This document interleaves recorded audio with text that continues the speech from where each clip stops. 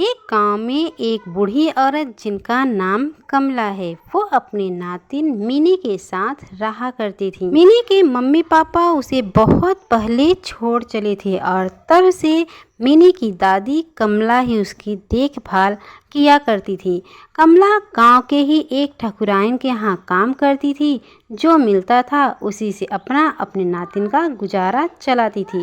एक दिन मिनी पड़ोस की ही एक लड़की रानी के साथ खेल रही होती है। तभी वहाँ पर रानी की मम्मी आ जाती है और मिनी के साथ खेलते देख बहुत ज़्यादा गुस्सा हो जाती है। रानी रुको, क्या कर रही हो तुम, कुछ पता भी है? इतना कहते हुए वो बड़बड़ाते हुए रानी के पास आके खड़ी हो जाती है। रानी, तुम्हें मैं कितनी बार मना की हूँ, मेरी बात तुम सुनती क्यों नहीं हो?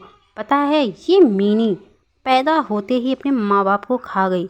इसके साथ कोई बच्चा गांव का नहीं खेलता। और तुझे तो मैं कितनी बार बोली हूँ, लेकिन तू है कि पता नहीं इसमें क्या जादू किया है, तो इसके पास भागी चली आती है।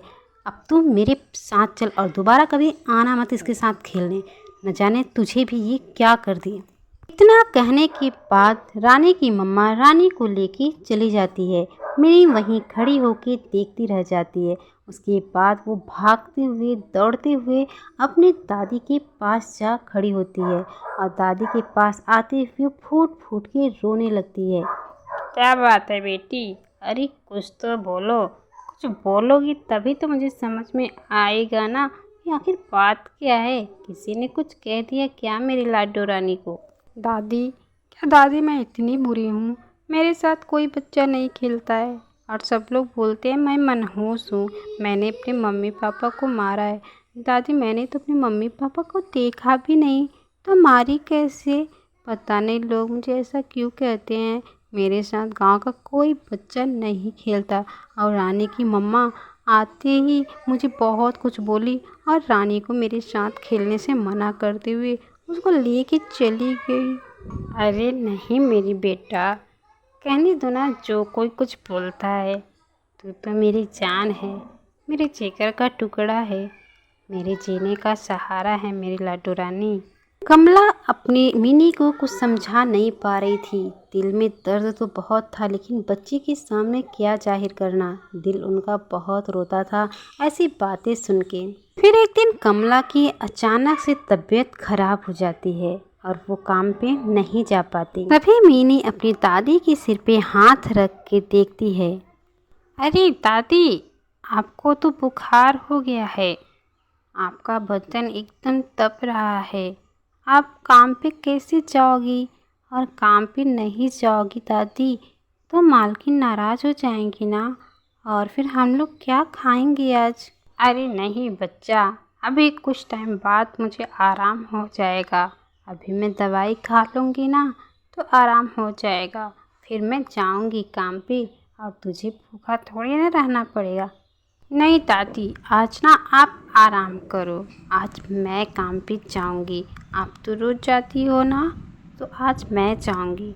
आप रोज़ मेरे लिए खाना लाती हो, आज मैं आपके लिए खाना लाऊंगी। आप आराम कीजिए। लाख समझाने के बाद भी मिनी नहीं मानी और काम पे आ गई। बर्तन धोना, अच्छे से झाड़ू पोछा करना, फिर सारे घर वालों के कपड़े धोना, सारा काम बखूबी अच्छे से कर लेती है। इतना अच्छा काम करती है कि मालकिन उसके काम से बहुत खुश हो जाती हैं और इसीलिए पुराने कपड़ों का गट्ठर उसे उठा करके दे देती हैं। मिनी को तो इतना खुशी मिलती है मानो वो अभी अभी नए नए कपड़े खरीद के लाई हो, और तुरंत लेके वो अपने दादी के पास जाने लगती है। मिनी कपड़ों को लेके जैसे ही दादी के सामने आती है, दादी एकदम आश्चर्य रह जाती है और वो फिर कहती हैं, अरे बेटा मिनी, ये तुमने क्या किया? तुम चोरी क्यों कर ली बच्चे? अब मालकिन को पता चलेगा तो मैं क्या बोलूँगी, क्या मुँह दिखाऊंगी उनको? पता है तुझे, इनके ही घर से हमारे घर की रोजी रोटी चलती है बेटा। हमें 2 वक्त की रोटी मिलती है ना, तो मालकिन के घर से मिलती है। वो बहुत दयालु हैं, नहीं उनको पता चलेगा तो हमारे बारे में क्या सोचेंगी? अरे दादी, आप इतना घबरा क्यों रही हो? थोड़ा शांत हो जाओ। ये जो कपड़े आप देख रही हो ना, ये मालकिन ही दी हैं मुझे। अब दादी आप सोचती ही रहोगी कि इसको खोलोगी भी।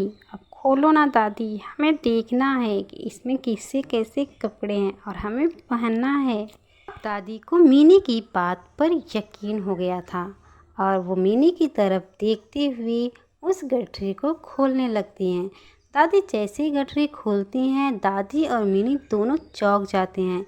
ये क्या, उसमें तो ये पोटली भी रखा हुआ है। दादी से पहले मिनी ही तुरंत हाथ बढ़ा के उस पोटली को कपड़ों से निकाल लेती है। दादी कुछ बोलती हैं उसके पहले ही मिनी कहती है, दादी ये तो बहुत वजन लग रहा है इसमें बहुत कीमती चीज़ है। तो फिर दादी मैं अभी आती हूँ। इतना बोलते हुए मिनी तुरंत खड़ी होती है और वहाँ से जाने लगती है। दादी पीछे से आवाज़ लगा रही होती हैं, मिनी रुक जाओ, देखने दो, लेकिन मिनी को कुछ सुनाई नहीं देता और फिर दादी भी मिनी के पीछे पीछे लग जाती हैं। और कुछ ही टाइम के बाद दादी और मिनी दोनों लोग मालकिन के घर पहुंच जाती हैं। मिनी को मालकिन के घर आती देख दादी आश्चर्य पड़ जाती हैं। फिर क्या था, मिनी तेज आवाज़ में मालकिन को बुलाने लग जाती है। मिनी को मालकिन को बुलाते देख दादी खुश हो जाती हैं। तभी वहाँ पे मालकिन आ जाती हैं और मिनी के हाथ में पोटली देख के, अरे ये पोटली तुम्हारे हाथ में? मिनी, इसको मैं कब से ढूंढ रही थी, न जाने कहाँ रख दी थी। अरे मालकिन, ये ना आप जो मुझे गट्ठर दी थी ना कपड़ों का, तो उसी में था। मैं तो फटाफट गई और दादी को बोली गट्ठर खोलने के लिए, तो उसमें ये पड़ा था, अब आप इसको ले लीजिए। इतना कहते हुए मिनी उस पोटली को मालकिन की तरफ करती है। मालकिन पोटली लेते समय कहती हैं, कमला ताई, आपने तो अपनी नातिन को बहुत अच्छे संस्कार दिए हैं। मैं तो भूल ही गई थी, अगर आप लोग रख लेते ना तो मुझे पता भी नहीं चलता कि ये पोटली उन कपड़ों के साथ गई है। वैसे बच्चे तुम बहुत अच्छे हो। मिनी, तुम्हारी दादी तुम्हें बहुत अच्छे संस्कार दिए हैं। अच्छा मिनी, ये बताओ तुम कितने क्लास में पढ़ती हो? नहीं मालकिन, हमारी मिनी पढ़ने नहीं जाती। हमारे पास पैसे ही नहीं हैं जो हम मिनी को पढ़ा सकें। जो आपके घर से मिलता है उसी से हमारा गुजारा होता है और वही हम लोग खा पी के जिंदा हैं। मालकिन, हमारे पास इतनी हैसियत ही नहीं है कि हम मिनी को पढ़ा सकें। दूसरे बच्चों को देखते हैं तो इच्छा बहुत होती है, काश मैं भी अपने मिनी को स्कूल भेज पाती, लेकिन मेरे तकदीर में ही नहीं है कि मैं स्कूल भेज पाऊँ। कमला की ऐसी बात सुन के मालकिन कुछ टाइम चुप हो जाती हैं। कोई बात नहीं ताई, मैं इसका एडमिशन कराऊंगी, वो भी अच्छे स्कूल में। मिनी, तुम अच्छे से पढ़ाई करना, मन लगा के, कहीं इधर उधर मन मत भटकाना। सेठ आ रहे हैं ना ताई, तो मैं बात करती हूँ, इसका एडमिशन हो जाएगा और आप ना इसको स्कूल भेजने की तैयारी कीजिए। सुनिए ना, मैं क्या करी थी, अपने यहाँ जो काम करने आती है ना कमला ताई, उनकी एक नातिन है जो बहुत ही ईमानदार है। मेरी पोटली खो गई थी ना, तो कपड़ों के साथ उसको ही दे दी थी, वो ला के दी। उसका ना पढ़ने का बड़ा मन है, तो आप उसका एडमिशन करा दीजिए ना। सेठ जी भी बहुत ही ज़्यादा दयालु थे। वो मिनी के एडमिशन एक अच्छे स्कूल में करा देते हैं जिसमें गांव के बाकी बच्चे पढ़ते थे। अब मिनी को कोई भी रोक टोक नहीं लगाता था अपने बच्चों के साथ खेलने के लिए, इसलिए मिनी अब बहुत खुश थी। तो फ्रेंड्स, आपको ये कहानी कैसी लगी हमें कमेंट बॉक्स में ज़रूर बताइएगा और ऐसी कहानी देखने के लिए हमारे चैनल को सब्सक्राइब कर लीजिए। अगर हमारी कहानी अच्छी लगी हो तो एक लाइक ज़रूर कर दीजिएगा।